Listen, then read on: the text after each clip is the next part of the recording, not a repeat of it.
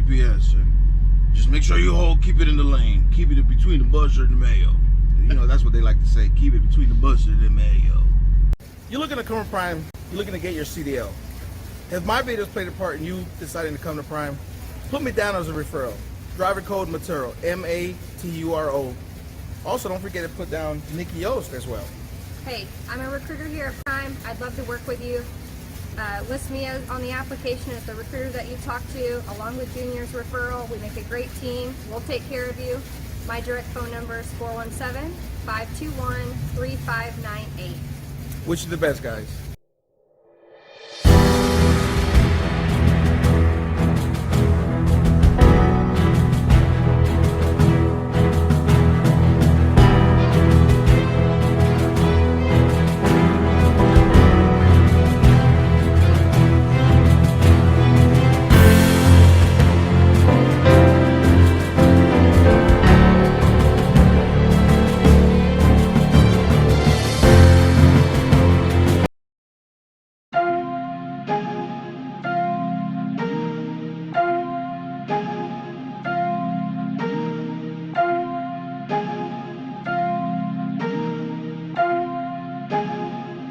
Alright, so quick video. We're gonna just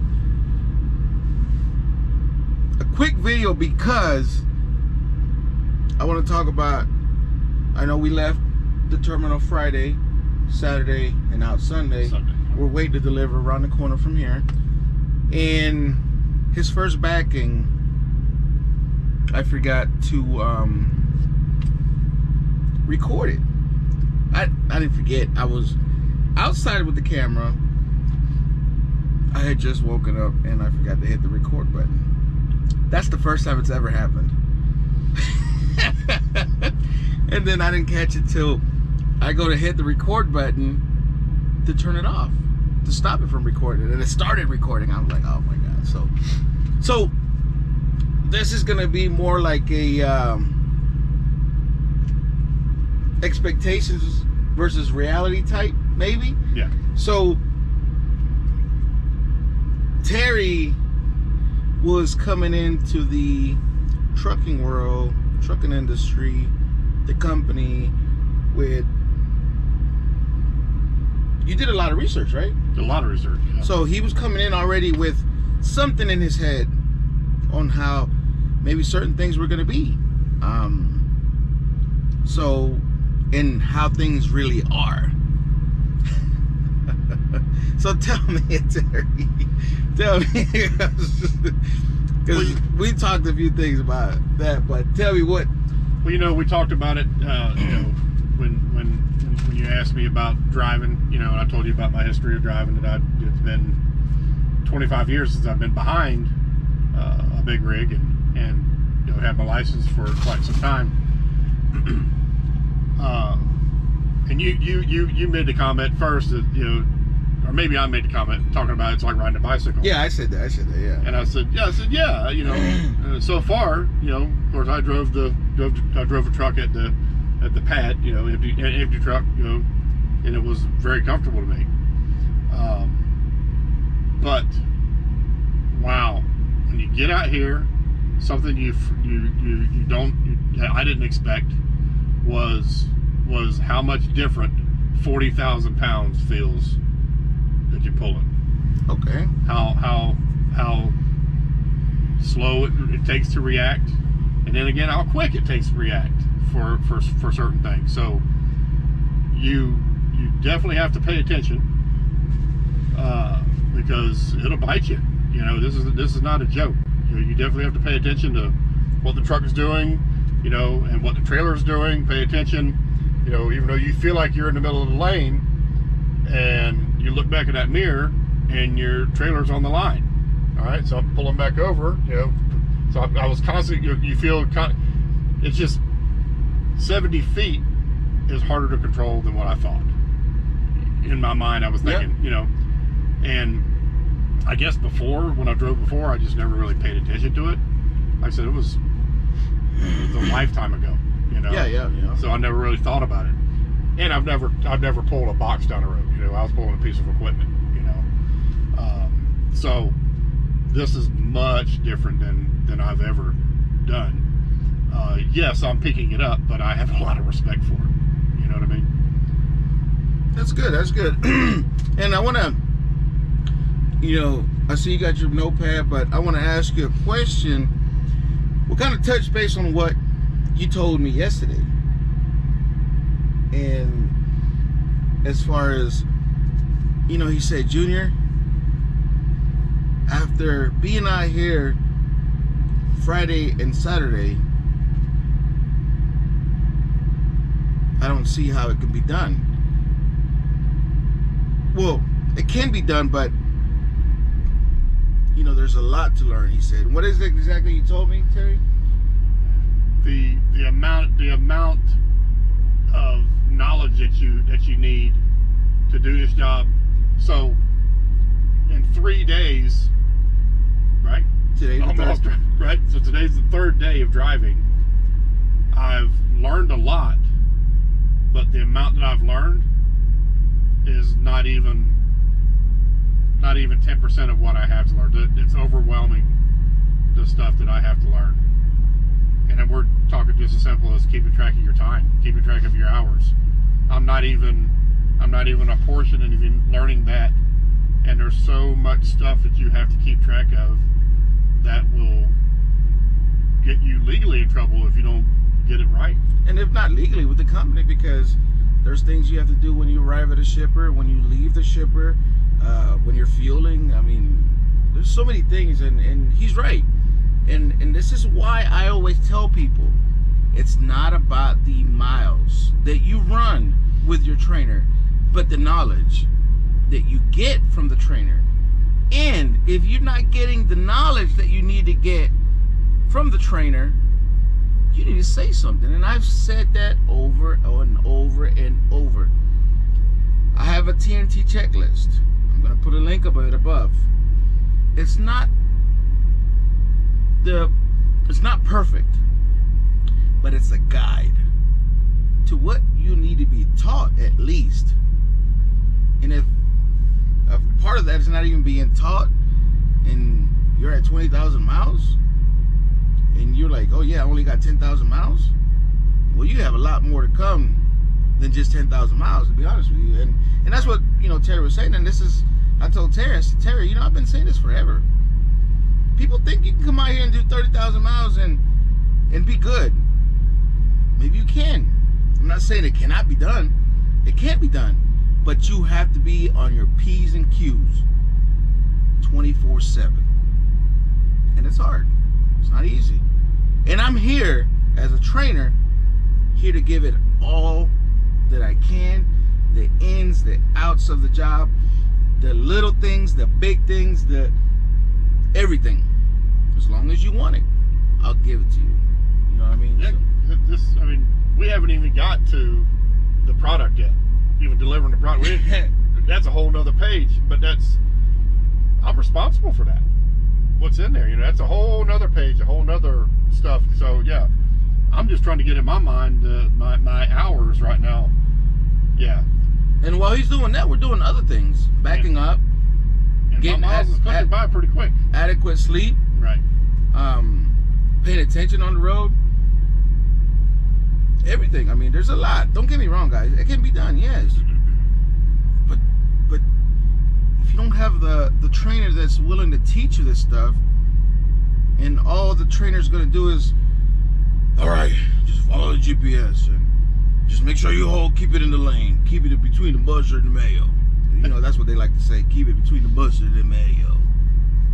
And if they do that, then you'll have your 30,000 miles in no time. What did you learn? If you didn't learn anything, whose fault is it? Right. I say this all the time. It's your fault. You are the only one to fault. Because if you don't say something, how can the company know it's broken? How does the company know that this trainer is not being a good trainer, not teaching you? You have to say something. If not, they're going to keep doing it. They did it to the person before you. They did it to you. They're going to do it to the person after you. Right. And they're not going to put a stop to it because Prime's a big company. But if you don't say nothing, they don't know. So it's important to speak up, guys. And I say this all the time, speak up. So yeah, you know, Terry was realizing that, the fact that, man, 30,000 miles, it's a lot to learn in 30,000 miles. And everybody learns different pace. And I try to teach things, and I even told Terry, I said, I'm gonna try to go easy. If you're absorbing it, I'm gonna feed you. But I also don't want to I want to make sure that I don't overwhelm you with information too, because I want you to retain that information, not just go in one side of the brain and come out the other type thing. So it's important to understand it's about knowledge. It's about knowledge. When people ask me how long is it going to be when you're done with your students, I have no idea. I have no idea. Because Prime may tell me, oh, 30,000 miles. I don't play that. What did you learn in 30,000 miles? You got people out there that don't even know how to slide tandems. Do not know how to slide tandems. Oh, but they're ready to get their own truck. Right. Start making money. Jump into the lease. But, hey, who am I to tell people what to do? I'm nobody. Right? So, what you got there on your nose, man? Let me see. Maybe he's jotted some stuff I did. Maybe. I don't know. Just little things in 3 days of driving here, things that I kind of took for granted, I guess. Big one is, I've already said, you know, driving a truck, loaded truck. And we had pretty good side wind yesterday and today. both days that he drove. I got Popeye arms now. Trying to hold this damn truck and both days I said, it's your luck, Terry. That was crazy. And then I think another one that kind of surprised me, you know, even coming from a cop, the things that I just overlooked. Signs. Different signs, you know, meaning different for cars versus trucks. I've seen this sign forever riding around. Everybody, I'm sure you've seen it. The pre-pass site says follow in-cab signals. I never knew what the heck that meant. Had no idea what that meant. And that's for the way station. Didn't have no idea. Yeah, because it never pertained to me. You know. So now I'm looking for that sign. All right. Now I know when that guy right there goes off, if I got to go in or not. You know. So yeah, there's a lot to learn. I mean, some of them are just tiny little tidbits. If you're going, go ahead. But yeah, it's just it can get overwhelming. But yeah, I'm gonna touch on something real quick, just so you guys know, if you don't know, if your trainer hasn't taught you this or not. On the way station, if the pre-pass gives you a green light, you go in,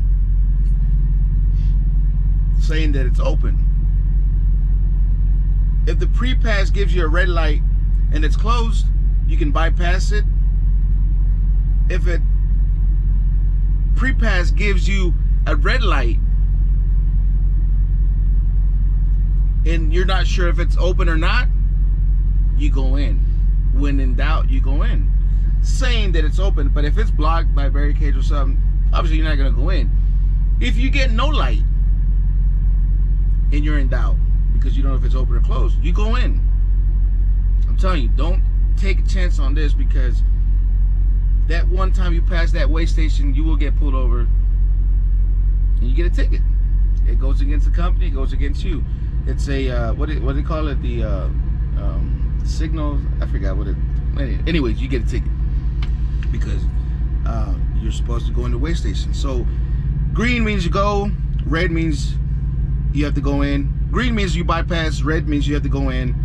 No light, follow the onboard signals. Or if it's open and you don't get a light, obviously you have to go in. If you get no light and it's closed, then you don't go in. If you get a red light, or if you get no light and you're not sure if it's open or closed, you go in. So when in doubt, you always go in. And when you go through the way stations, obey the signs, your speed, stop before you get to the actual scale, proceed slowly, stop. If they tell you that there's going to be a signal there, it's going to be red, green, you know, go or stop. If it's green, you kind of just cruise through the scale. If it's red, you stop. Don't slam your brakes. I had a student one time slam his brakes, and I guess DOT officer didn't like it. He pulled us in and gave us an inspection. I said, man, I told you to watch that stuff. He said, man, I didn't know, man. You know, I said, man, I told you. You know, you can't be going in there horse playing. I'm not saying he was, but he, you know, take care of the equipment. You know, you slamming brakes on the scales, it's shifting the whole thing, and you know they don't like that. So go in with ease, stop with ease, wait for the green light, you go, or whatever the signals they tell you. So yeah. What was the other thing that you got? Trip planning, but we kind of went over that too. But that's another thing that really, if you don't plan where you're going and look at where you're going, especially if you've never been to that area before, like you did, you even zoom in. Let's see what the parking lot looks like from Google Earth. Let's see everything all the way up to the time we are, all the way up to the spot we got to go. You know, the Google Maps satellite view is what I do to see, can we park nearby? How big is the location? What does the entrance look like? All this stuff. I mean, we use all these tools for us, but at the end of the day, none of these tools are going to tell us what to do. Not the GPS, not the Google Maps, the Atlas, and the Macro 19, which is directions to the location. Remember, Macro 15 is the directions from city to city. Macro 19 is directions specifically from the highway. I-40, exit 51, turn left on Main Street, 2 blocks, receivers on the right. Just like this one, perfect example. Yeah. When we did that, yeah. What did we get? Nothing. Remember? Yes. We got nothing. So we looked at the Google Maps and looked at the roads. What exit we were going to get off? Was it a big exit? I mean, a big road to where trucks go on it.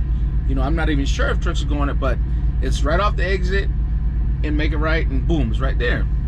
We're not going through town at all. So when that happens, you know, you have to do your best and pay attention to the signs where you're getting off on the exits and stuff. So yeah, so Terry's doing good. We're going to be doing this every day, guys. Every day. I mean, obviously I'm not going to wake him up and be like, hey Terry, we need to do some trip. No, I got to make sure Terry gets the proper sleep, so whenever he's driving, he's good. So yeah, ready to rock and roll one more day. Yeah, so this is day number 3, guys. You know, doing our thing, chugging along and getting this knowledge. So any last things you want to say? No, just thanks for watching. Appreciate it, guys. Please like, share, subscribe. Thank you again, guys. Bitch, I wanna party like Chris Farley.